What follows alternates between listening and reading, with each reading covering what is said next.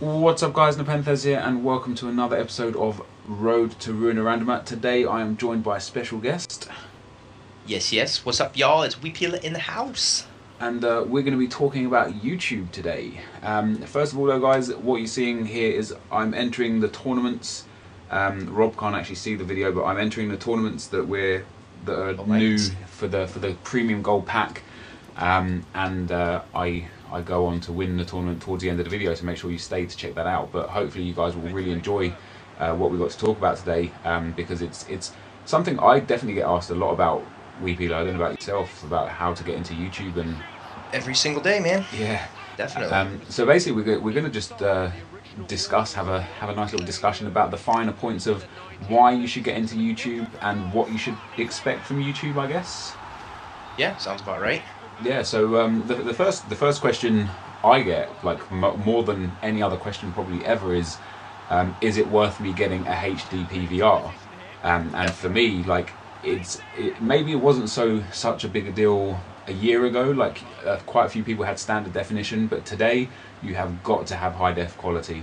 Absolutely. There's no way you can get into YouTube and expect to have, you know, a decent fan base or have people come back to watch your video on a day-to-day basis and not have it in HD. Just, I don't know, it doesn't happen anymore. Yeah, it doesn't happen. So for those of you, like one of the first things, like if you're looking to get into YouTube, you have got to invest in, you can't expect to make any money regardless, but you can't expect to get anything back without investing a little something into it. You know, like I see a few people do web app videos and stuff, and even those are a little bit, I don't know, from my point of view, a little bit cheap. You know, like if you want to get on the scene, you've got to be doing that gameplay footage from the Hapag.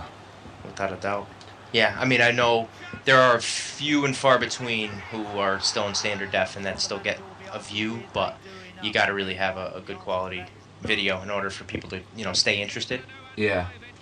And one of the biggest things that we were talking about probably a few weeks ago now actually is why people get involved in YouTube. So like for you, because you've been in this a lot longer than me, why did you get involved in YouTube? I got involved really because of the FIFA EA forums. I mean, I was on there. They didn't have a replay system yet like they do now in the FIFA games where you can upload the football world, but it was more, there was a kid in Germany who was showing his videos, you know, he's editing video, which was still new to me and kind of new to the world because YouTube was just starting up. And basically he was just showing his goals, which I thought, hey, I could do that too, you know. And I just recorded my TV, and then it kind of progressed into getting capture cards and things. But getting into YouTube was really just a straight hobby, and I said, hey, if I'm playing the game, why not show it off? Yeah, and that's exactly how it was for me. You know, for me, I first started, I got a Dazzle capture card, just because me and some buddies played clubs like all the time in FIFA 09 and FIFA 10, and basically I just put some montages together from our games just for the benefit of our friends. You know, I didn't even expect to gain an audience on YouTube or anything. Like it was very unexpected from it. Yeah. But no, what I was going to say is from the FIFA forums, I mean, there was a handful of guys who were doing it at the time, probably, you know, 10 of us or so, and it was just kind of for that community real quick. It wasn't even big on YouTube yet. It was just, dude, I got 150 views, you know, I've got 300 subscribers. How awesome is this? It was just a very small select few people doing it, and yeah, it was just a little fun community. Yeah, oh, totally. One of the things like that I want to kind of get across to people is if you produce good content on a regular basis, you will get noticed eventually. It might take 6 months, it might take a year. For me, it took a long time before I got noticed, you know. But you will pick up those subscribers eventually if you produce good content. Oh, without a doubt, yeah. It's hard because you want immediate response, immediate feedback, and I know quite a few people who make really good videos, and they're just, you know, it's hard to get noticed because everybody is trying to get in on it now. Yeah.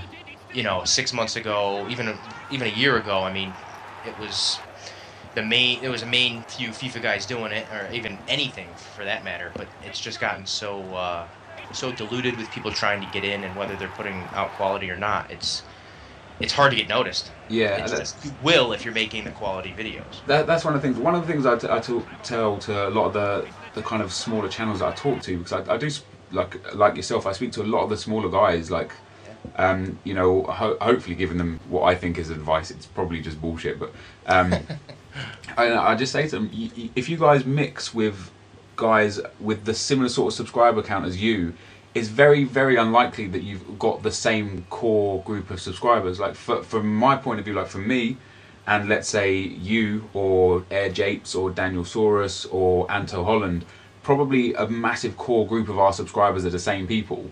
Exactly. But if you've only got like 1,000 or 2,000 subscribers, they're probably completely different to somebody else with a channel your size. So if you get into doing dual comms and interacting with people around your size channel, you could find yourself growing like very, very quickly.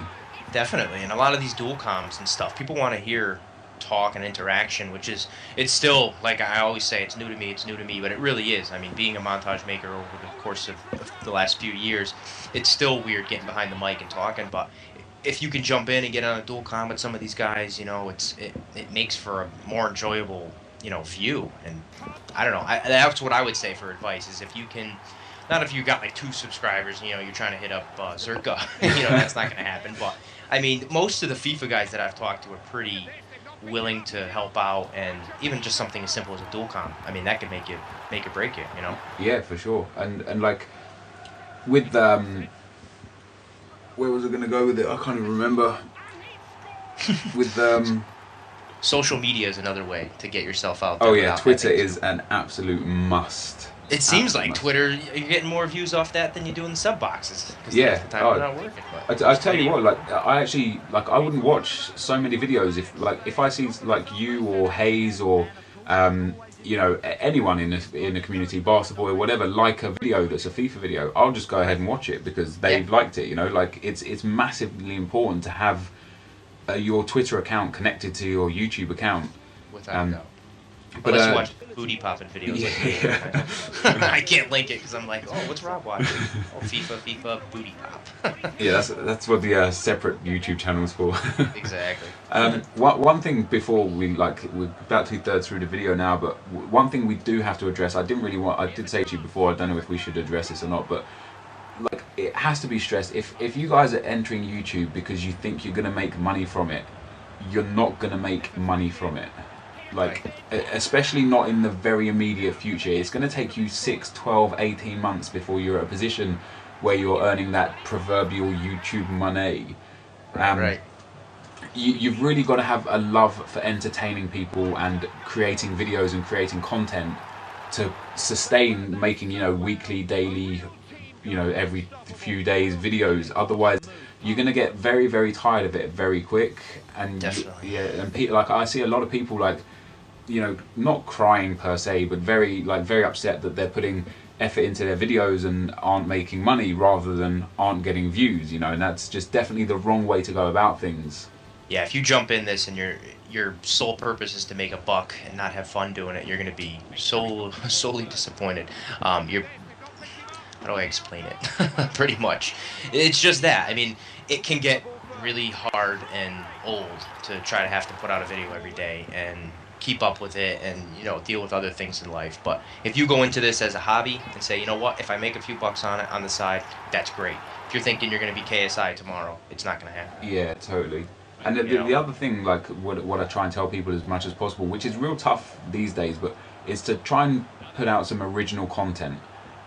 Which it is difficult, don't get me wrong. I'm very fortunate, I've got some very unique series. Your Road to Head is a very unique series. But you know, a lot of people try and do, you know, pack openings and subscriber series and Road to Glories, and they're just a bit samey, where, you know, you literally could watch probably 50 of them a day. Easy. So it is tough to get unique content out there, but if you guys have got a great idea that you think would work, don't be scared. Just go ahead and try it out and see where it goes with it, you know, like.